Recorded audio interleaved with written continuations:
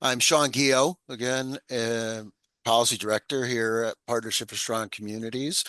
And you're at the 1 o'clock session, 1.2. So first, I want to welcome you and thank you for joining us again.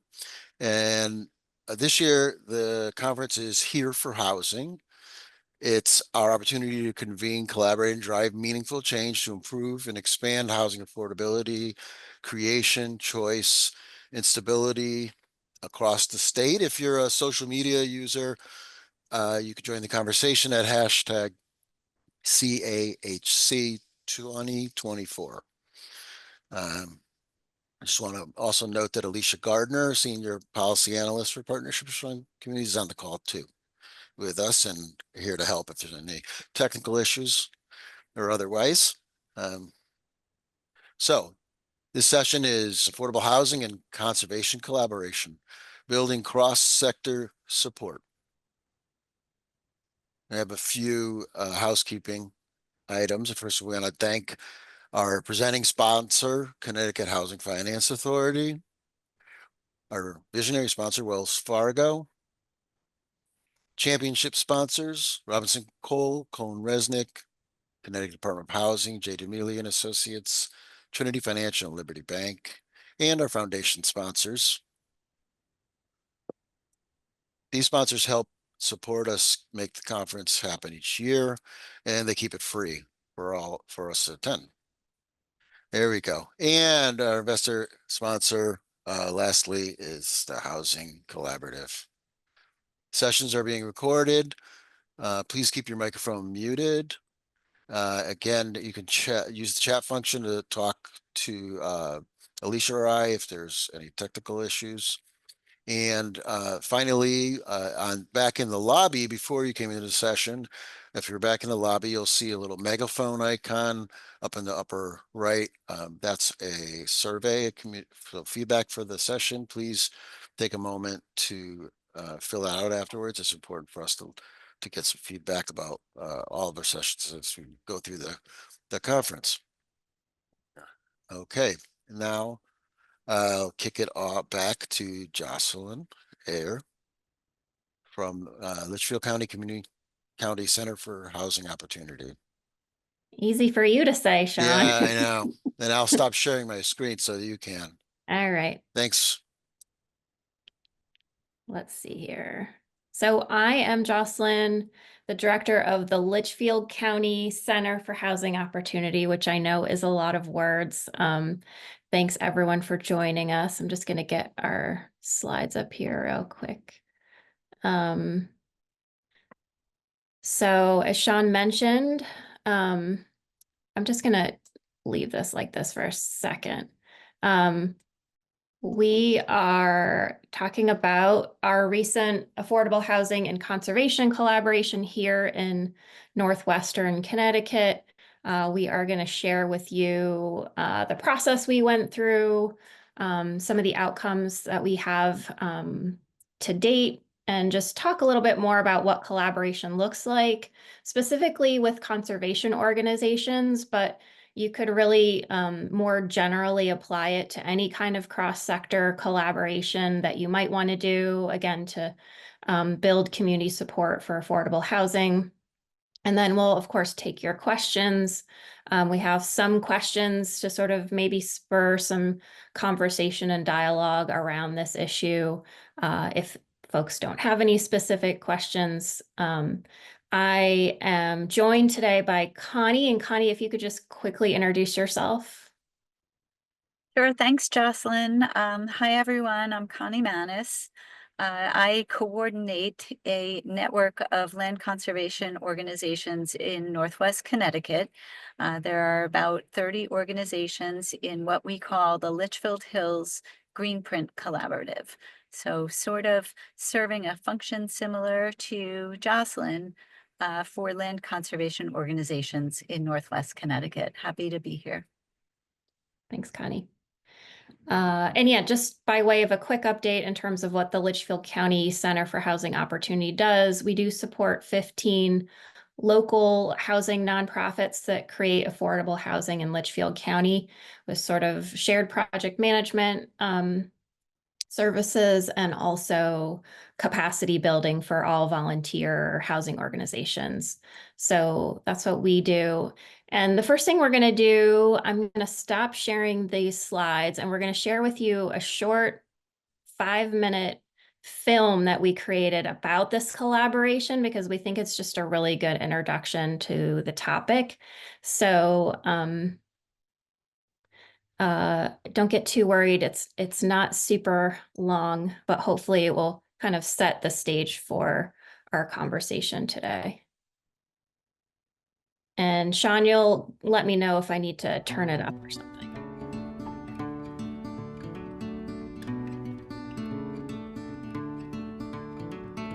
Affordable housing is critical for the viability of our community, and our mission is to continue to build and renovate whenever possible to bring more units of affordable housing so that we can have teachers and staff come and live and work and be part of this community and volunteer and grow their families here.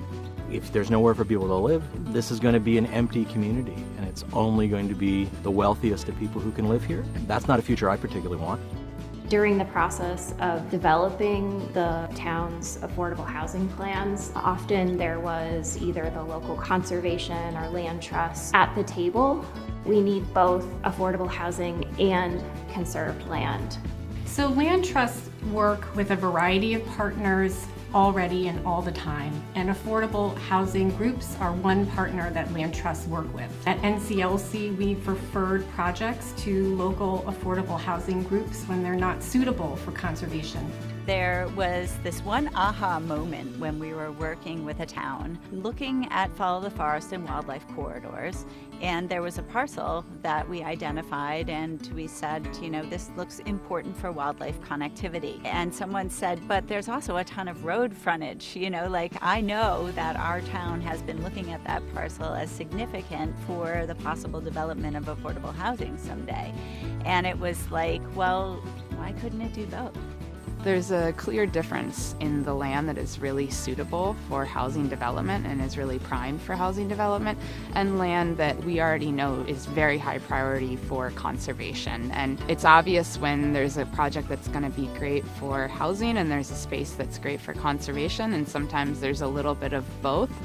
Thoughtful, well-sited, well-designed housing that's within reach of families, young professionals, and young people should have access to nature in it. Sometimes the best thing is a small subdivision, and sometimes the best thing is a large undeveloped hillside.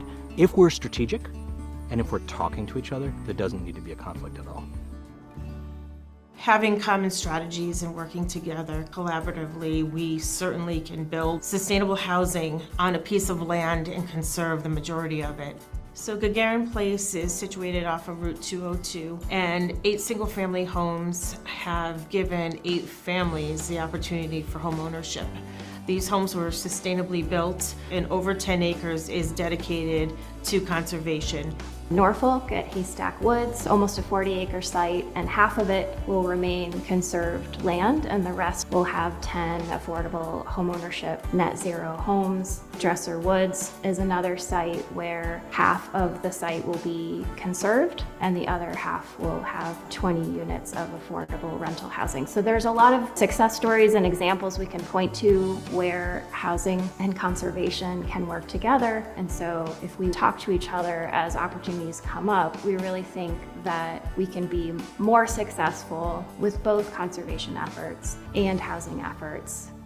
The green print kind of predates my time at HVA. It's been around for a long time, since I would say about 2007 or 2008. That's really one of the salient things about this project, because the relationships that our land trusts have developed over time really kind of prime the pump or set us up for the kind of collaborative work that we're embarking upon now. So the really great thing about this housing and conservation collaboration initiative that we've been involved in is that you have so many people with such deep specific knowledge of the region and also in the fields that they work in. So you have people who are experts in land conservation and have been doing that work for a long time, and people who have been developing affordable housing, and sometimes you have people that do both. It really will make it easier moving forward when you have these groups talking to each other and identifying spaces for conservation, spaces for housing, and spaces where you can have both. here in Connecticut, every single town has a POCD, otherwise known as a Plan of Conservation and Development. The POCD typically sets forth conservation goals. It also sets forth goals for affordable housing, and it may incorporate your town's affordable housing plan. This project that we worked on together is really about taking something that I know we've all held in our hearts for a long time, but making it more public, providing an opportunity for us to talk about it together. I would also suggest becoming involved with your local conservation and your local affordable housing organizations. What we see a lot in the affordable housing world is that people quietly understand the need for housing opportunity, but what we need at town meetings and planning and zoning commissions is vocal support. And I feel like this collaboration helps people who might consider themselves conservation advocates, that this is normal that you can be a conservation advocate and also an affordable housing advocate.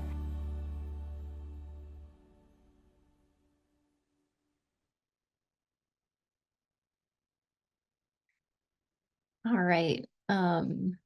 Thank you for bearing with us while we showed you that video. As you know, Connie and I are here with you today, but we did want to share some of the other faces and voices of folks who have been part of this collaboration. And hopefully, again, that gave you a good kind of introduction to what we're going to be talking with you about, and maybe generated some questions you might ask us. Again, if you do have questions, feel free to put them in the chat or keep them for when we're done. We just have a few slides we want to share with you about what we've done over the last 9 months. And I'm just going to flip this to let's see. Connie, can you guys see the full screen or the little one? The little one? How about now? Yep. Okay, Good. awesome. All right, so Connie, will you kick us off with how we got started here and what our goal was? Sure, I'd love to. And I just want to make sure, Jocelyn, that you want to do the poll questions as we start our discussion, or if you Oh, now. yes, I meant to do them before the video, so I apologize. Let me go ahead and try to. I think that would be really helpful to know, how different folks in the room may have been engaged around this topic before. Agreed. And again, I apologize for not remembering to do it right at the beginning. So we have 3 questions for you, so that we can have a sense kind of generally of what you all have been experiencing. So in your town, is there a perception that affordable housing and land conservation efforts are in conflict? Everyone can see these now, right? Yes, okay. Do the conservation organizations in your community communicate or collaborate with your local housing organizations? And do you know of any examples in your community or in neighboring ones of affordable housing that includes a portion of conserved land? So we'll just give people 2 more seconds to answer those questions. Sean, do you know if I end the poll, will it show everybody the results? I do not know that. Let's see. I just don't want to get rid of them if I'm Right. able to see them. All right, I'm going to try it. Oh yeah, here we go. So here are the results. You should be able to see them. So it does seem like a little over half of folks said that it is perceived as a conflict, affordable housing and land conservation efforts. Most people were either unsure or didn't think that their conservation organizations are talking with their housing organizations. And it does look like there's a couple people that do have examples of affordable housing and conservation developments, but most did not know or weren't sure of any. So, Connie, kicking it back over to you. Sure. So I'm just gonna kind of close this box, but I think that your answers to these questions is kind of, what I know certainly what I had experienced, that here in Northwest Connecticut, there were often times where I think there was a very public perception that affordable housing and land conservation were in direct opposition, or could be mobilized against each other. These are things that are not really all that new, that we may have experienced. And then maybe because of that dynamic, there were very few examples where conservation and affordable housing were kind of taking place within the same project. And then, this idea of conservation organizations collaborating with local housing organizations. I just think generally in the nonprofit world, we've all operated in a way that is pretty siloed. And that's not always the most productive way to operate, nor is it natural given the I would say relatively small, nature of many of our towns. There are a lot of times when the people who are acting in a civic way in their towns are involved with different organizations or different missions and visions, including affordable housing and conservation, for example, and just, because of the way that our world has been structured, really operate in a very siloed way where they're doing this when they're doing that one thing and they're doing this when they're doing their other. So our project, Jocelyn and I had been colleagues for many years, working together over the course of time, especially when she was with the Northwest Hills Council of Governments. So we already had a pretty trusting relationship, I would say, Jocelyn, and enjoyed working with each other, connected on an idea to kind of push back at that idea that that conservation and affordable housing were in direct opposition, and see what we could do to bring organizations closer together, to kind of mend that misnomer, and to, as you see here, equip communities with tools and relationships and criteria to help them make decisions about land use that would, be compatible and help communities to be vital.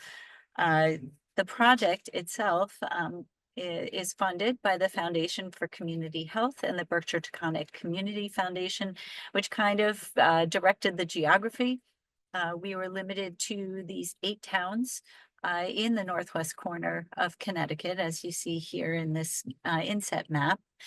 And what we decided to do was bring together teams that would include, from each of those towns, representatives from the local housing organizations, the local land trust or conservation organization, somebody from planning and zoning, and somebody from the Board of Selectmen. And in many cases, we had more than one representative from those nonprofit organizations. So as you can see, we brought a total of 60 individuals together to work on a collaborative project that would, that would help to bring these silos, back together to help them build relationships and find where their intersections are.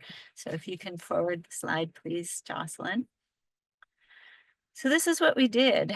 In between January and September of this year, we had 6 meetings. So, this what you see, the graphic on the slide kind of lays out, how we went about it. We were awarded the grant. We assembled the teams. We had an informational meeting to help kind of launch it. And then over the course of those 6 meetings in between January and September, many of which were in person, we collected these groups together and provided a forum for them to think about how affordable housing was needed in their town, what conservation needs were in their town, to share what their different visions were, to share the priorities for their organizations, and to help them find common ground. And so, we did that by both discussing in kind of minute detail, some of the language that we use, practice learning each other's language. We created maps and got the maps out on tables and, gathered around them with pencils and pens to try and figure out where certain things could go and what made the most sense in our communities. We developed and refined specific strategies that we could all apply in our communities to work together, and more importantly, not to work in opposition. So how are we going to support each other, and how are we going to make sure that we were maintaining a message of collaboration and not be used against each other, which was something that we had experienced. And then finally, to compile a report that would be broadly accessible and a web page, which you'll see, and think about how we were going to come out to our communities in a very public way about our shared vision and our alignment and our strategies for working together. So you'll get to see a little bit of what that web page would look like, but just before moving on from this slide, that was phase 1 of our project, and people were very enthusiastic about moving to phase 2. So phase 2, starting now, is a time where the people who participated in the project, who built those relationships, who were feeling very collaborative, got a chance to bring that work back to their individual organizations and secure kind of buy-in from the boards of those organizations. So they are opting in to the collaboration. They're passing a resolution if that's, what suits them, that basically says, we support this work. We believe in what is presented here on this webpage, and we'll work together. We are working to implement a communication strategy, which includes a social media strategy that we can all use. And we're sharing local collaboration examples. So when there are successes, when there are instances of us working together, we're keeping a bank and sharing those within the collaboration so that we can all benefit from each other's successes and use those in our own communications within our towns.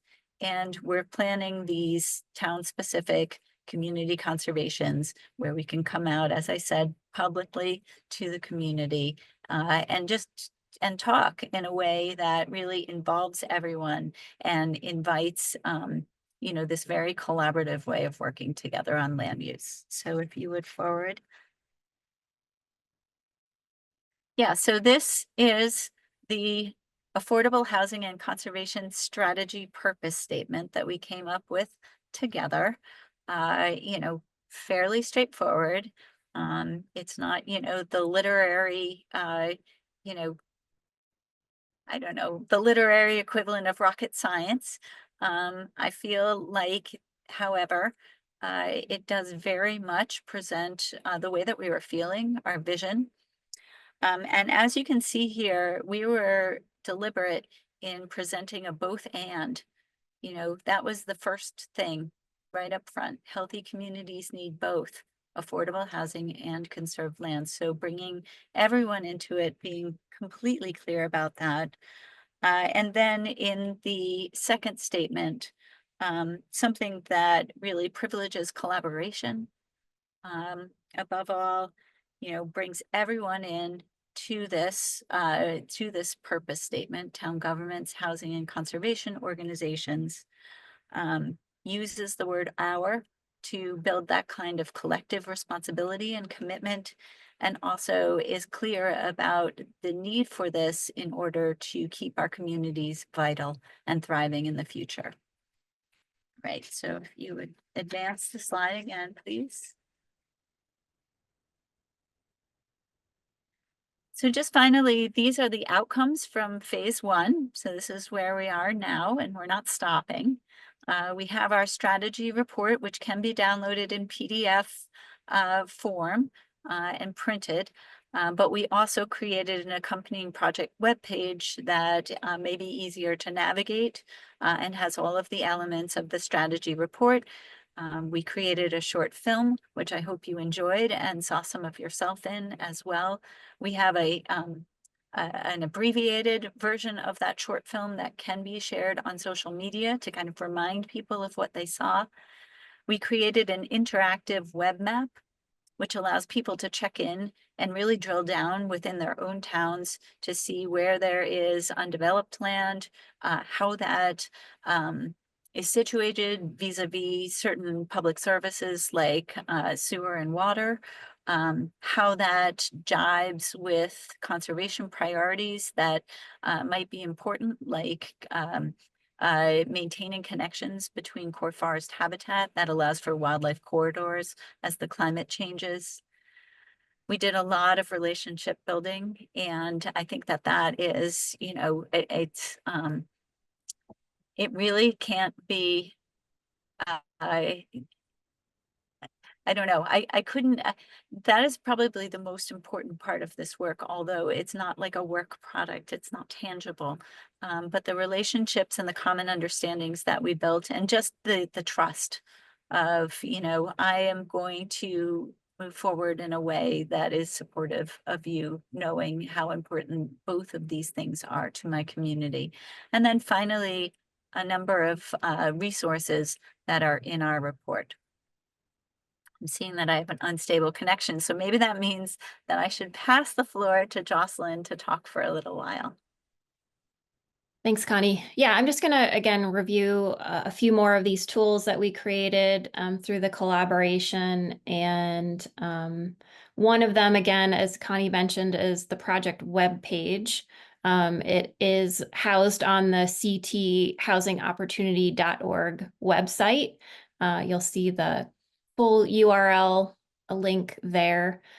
We could throw it in the chat as well. Here you can download a PDF version of the report, but also really see a lot of the contents of the report just right here on the webpage. One of the things, obviously, that we're really excited about are these specific strategies. This is the web page portion where we talk about the strategies that we all came up with together. And again, all of these housing organizations and conservation organizations are now bringing this to their board of director to sort of opt into carrying out these strategies that we believe, again, will help our communities achieve better both their housing goals and their conservation goals. Just again, some examples.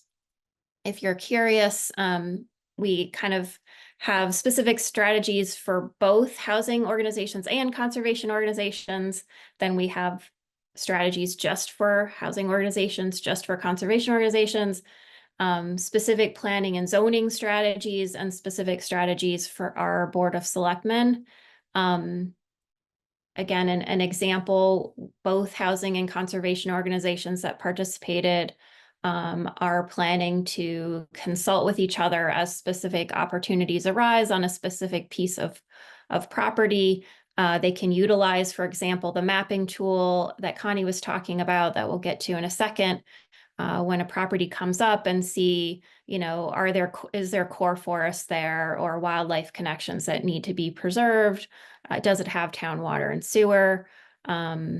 Are there, you know, wetlands there? They can use the mapping tool for that kind of initial analysis of a site and talk together about it because they have these relationships that they created through this initiative.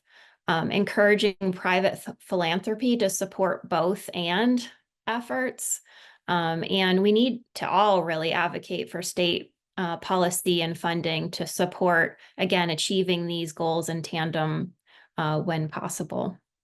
So I won't go through all of the strategies. Again, feel free to go to that website if you want, and you can click on these plus signs and it will drop down a list of all the strategies that we came up with together to carry out and really know that we are collaborating. Connie can maybe talk about the mapping tool better than we can. Her colleague, Stacy at HVA, created it for us. Again, it is meant to be interactive, and I'm sure many of you are familiar with these kind of tools where you can turn off and on layers. But HVA, Houstonic Valley Association, has done a lot of great GIS mapping of conservation resources in our region. And so we had all of those terrific layers. They had all those terrific layers already built out.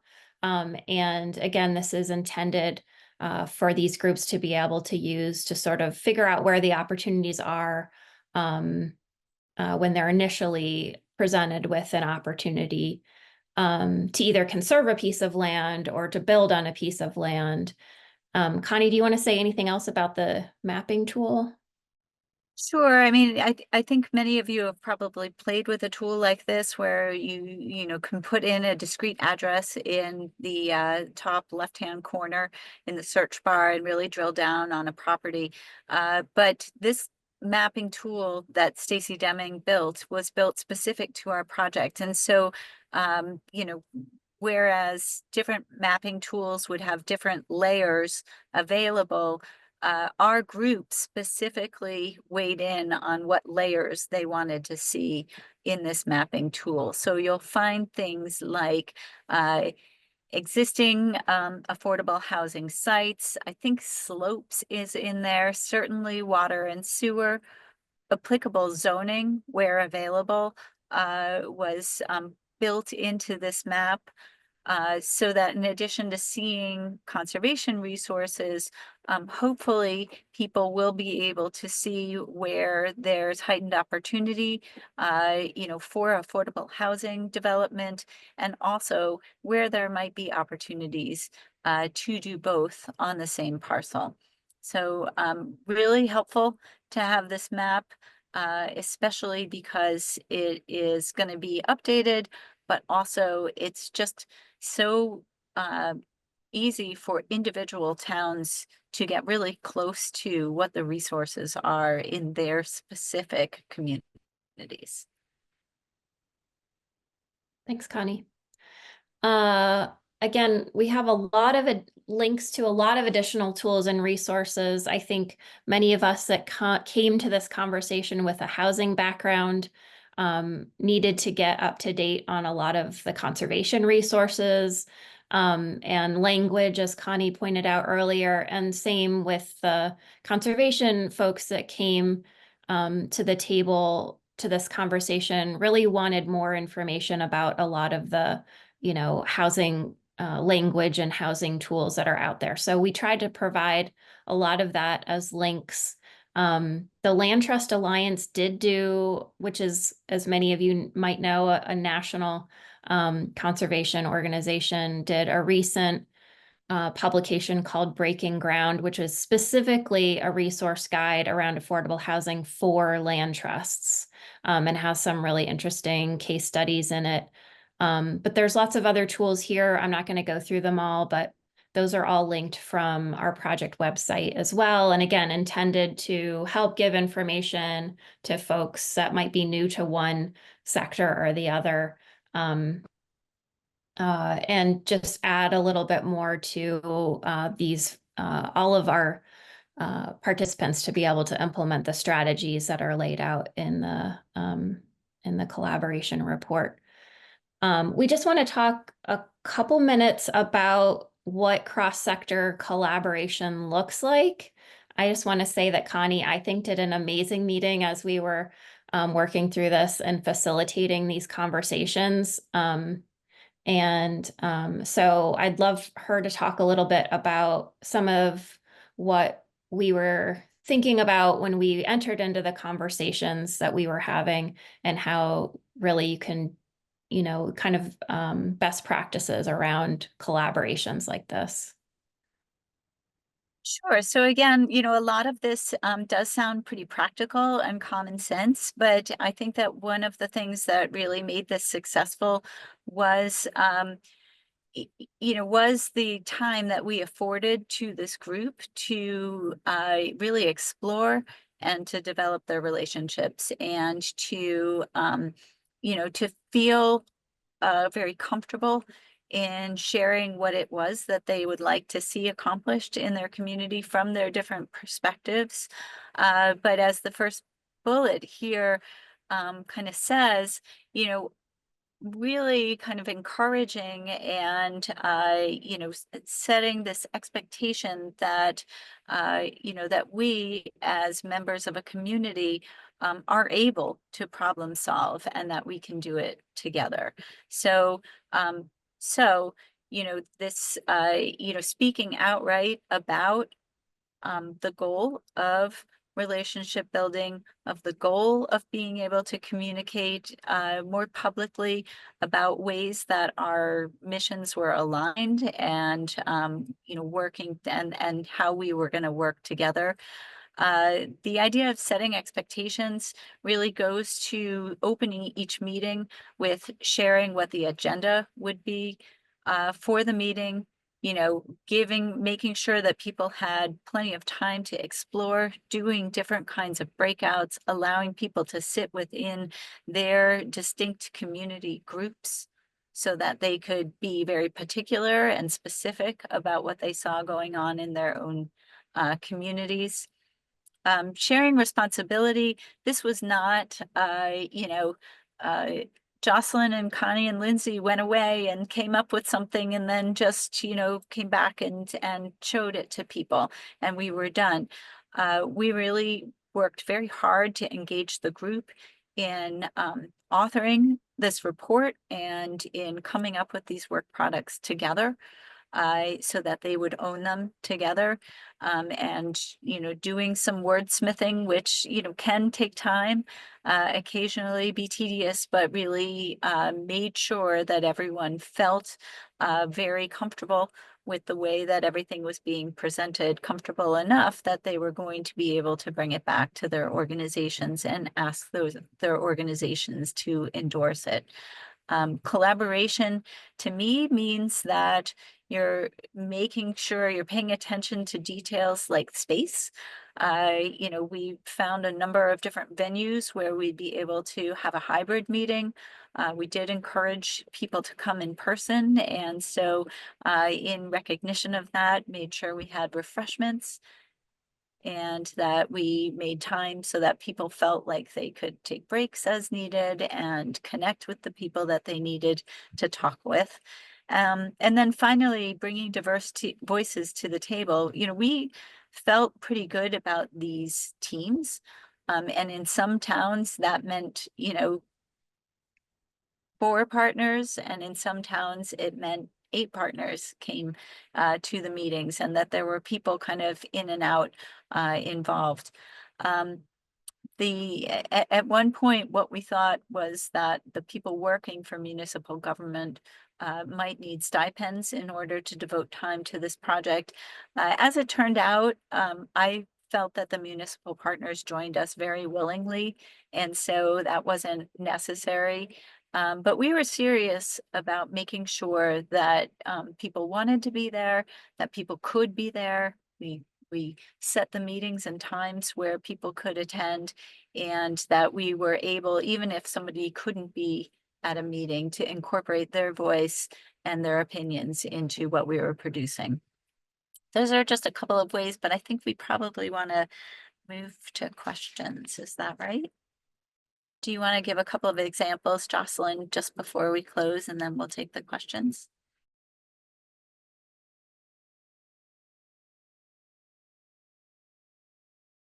If she I can. was having trouble unmuting myself. Yeah, and I just wanted to mention real quick, that it wasn't like every meeting was a kumbaya moment where we all always got along and always agreed with each other. There certainly are going to be conflicts that come up in terms of specific parcels, and we have acknowledged that both in the report, and we acknowledged it in the rooms with all of these collaborators. you know, I think what we wanted to do through this project, and I think what we have done for the most part, is create relationships with all of the stakeholders. And so when conflicts come up, we can have a conversation about them together, and figure out the best way forward. Again, that helps meet conservation goals and housing goals in our community, and not just not talk to each other. So I didn't want to pretend like there wasn't any sort of conflicting goals or priorities, or you know, conversations going on. There certainly are, but again, the relationship building was just such a key piece of this, so that we can, as we go forward and conflicts come up, because they will, that we can have a conversation about them, and that we have some ways of thinking through strategies for moving forward together. So I just want to share a couple slides that show Jocelyn, examples. do you mind if I just add on just Yeah, like yeah, yeah. that, because I think that's really important. So I really appreciate that you brought it up, that you know, there was no, when we said setting expectations, the expectation wasn't, you know, you're all going to agree on every single thing, you know, from here on out. But I think one of the really important parts about that relationship building is those places of tension and disagreement can now come up like before, you know, instead of getting played out in a public forum, where, you know, people do tend to entrench.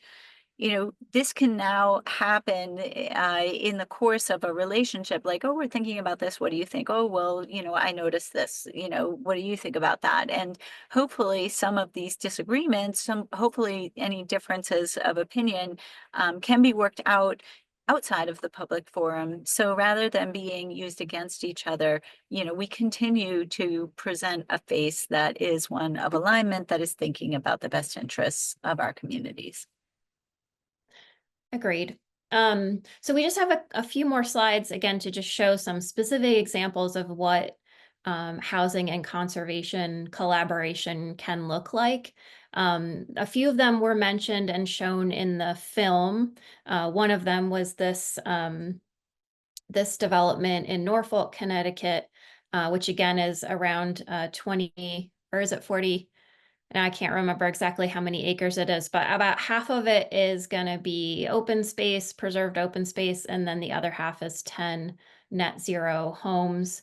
And that one's called Haystack Woods. This is Salem Village, which is affordable housing, rental housing in Salisbury, Connecticut. And it was also pictured in the film. One way of collaborating here, the local land trust organization called the Salisbury Association in this town has a tree fund, and they are going to provide funding to plant a whole bunch of new trees and new landscaping here, along with our 10 new affordable units in this development, which is terrific. And again, just another smaller way that we can collaborate moving forward with our efforts to, you know, make sure everyone has access to trees and beautiful landscaping. This is another example in Kent, which is the town where Connie lives, Kent, Connecticut, and a collaboration between Kent Affordable Housing and the Kent Volunteer Fire Department. That collaboration has been happening as well at the same time as our conservation collaboration, and again is another way of this kind of cross-sector collaboration to hear specifically about the housing needs of the folks who volunteer on our fire and ambulance services in our small towns specifically, and trying to figure out the best ways of addressing those housing needs. So that's been a really interesting collaboration as well. So I didn't want to miss having time for questions. I did see there were quite a few questions in the chat, and I'd like to try to get to some of those. These questions on the screen were just ones we came up with in case no one else had anything they wanted to ask us. But I can go through here And I know there was a question earlier about market rate housing and whether there was a tension around market rate housing and conserved land. And what I would say is this project was very focused on um, creating dedicated affordable housing. But I guess more generally, housing types that are more affordable. But we didn't, I don't know what your thought is, Connie, around this, but we were pretty focused on affordable housing. Yeah, Jocelyn, I answered Melissa that, I feel actually that market rate housing is something that could conflict with both affordable housing and conservation. And, I think anyway, I guess what I would say is we're stronger together, and especially if we're looking at community priorities together, that certainly makes us a little bit more ready to withstand some of those conflicting uh, proposals for land uses. Yeah, I see now that you've answered a lot of the questions that were already in the chat. So um, I don't know if there's any other questions in here. If anybody does have questions, please do feel free to raise your hand. And I don't know, I'm not sure if people can unmute themselves, but we could unmute you.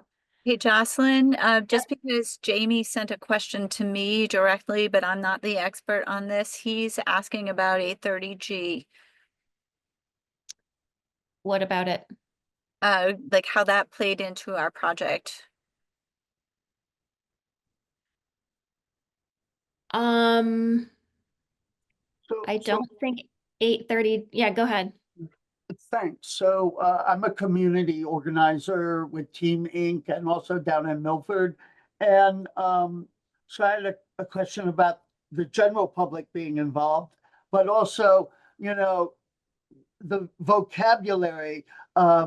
We like to talk about affordable housing options and not get the words affordable housing 100% linked to 830G, but many towns are now under the gun because they're so far below the 830G requirement of 10%. So I was wondering if any of this project had the intention of building 830G deeded affordable housing. Thank you. Thanks, Jamie. I think the intention was to create housing options that were affordable, but also specifically dedicated affordable housing that could count on the state's affordable housing appeals list.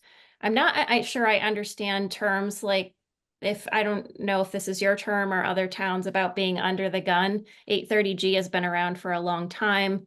Most towns are not anywhere near 10%. Most towns won't get anywhere near 10%. I think 830G is a critically important tool in our communities that local housing organizations need to get the zoning relief that is required to create housing options that are affordable. So we're certainly having those conversations in our communities.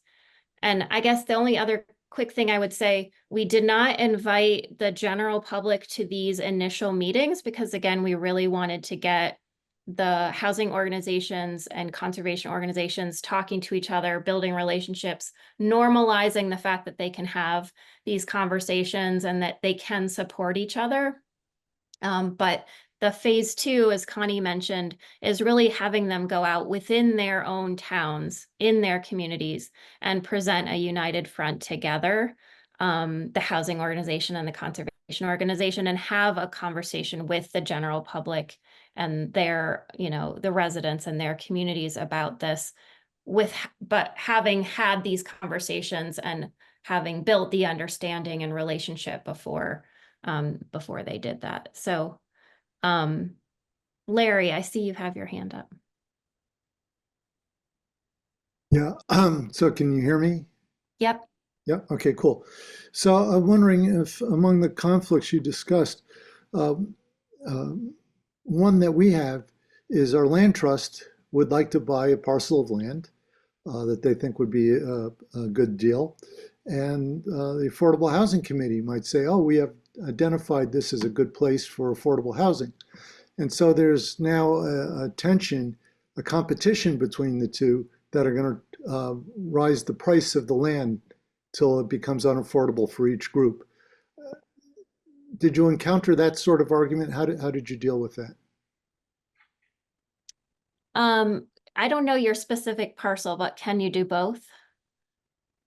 Yeah, Uh, it's really interesting, Larry, because most of the time, or a good bit of the time, conservation organizations purchasing land in the state of Connecticut are doing so with the help of Connecticut Department of Energy and Environmental Protection, and that's through a grant called OSWA. And I don't know what the affordable housing counterpart to that is. But part of our, some of our discussions have been about helping state organizations to work together just as well as we are, so that state aid, can work to do both on the same parcel, as opposed to, really only being unique to a parcel. So I guess what I would say, to the first part of that question is, some of that seems to be about working with state agencies to get them comfortable to the idea that road frontage might be developable, even on a parcel that has significant conservation value that is, farther back from the road, in the core forest, that is in the other portion of it, right? So that there's often land where you could do both.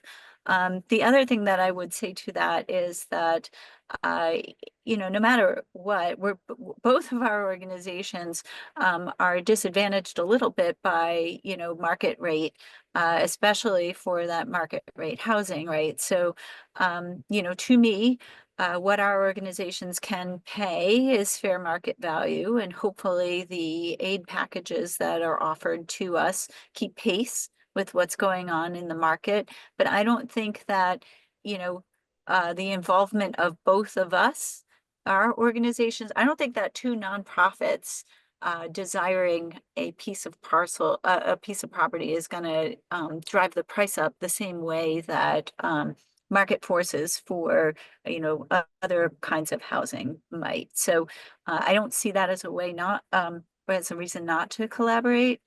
And I do think that there is merit in calling a property for what it is, and that if we haven't assigned enough value for what affordable housing gets our communities or what conservation gets our planet, then that's on us. We need to start to find a way to do better on recognizing those values. Yeah, I think the problem is something that you've addressed is different organizations not really talking with one another. Our planning and zoning made regulations that would foster affordable housing, but it might foster it in areas where the land trust is interested. And a newly formed Affordable Housing Commission, which really hasn't gotten its feet off the ground as an ad hoc committee, identified parcels of land that were suitable, but they were so expensive as to be prohibitive. Right. So the advantage we have right now is our plan of conservation and development is up for renewal. And so here's an opportunity to start collaborations between these different groups. Exactly. Yeah. Terrific. Thank you, Larry. All right. We do have 5 more minutes if anybody else has questions or comments or wants to discuss any of the topics here. We are curious about whether there are resources or tools that you all might need. But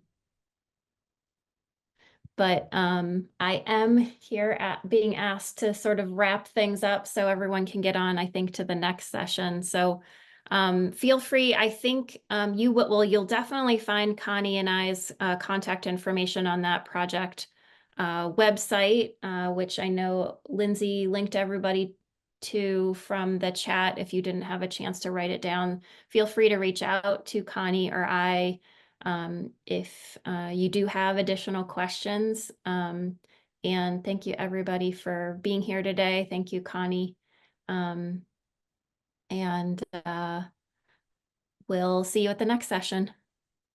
Jocelyn, Jamie's Yeah. asking about the PowerPoint. Is there a way we can get the slides to people or make sure they're available from the conference? Yeah, I did upload them to the conference platform, so I believe that partnership will be sharing them. Yes, we will be sharing them out, and the recording of the session will be available as well. Terrific. Thanks. All right. Goodbye, everybody.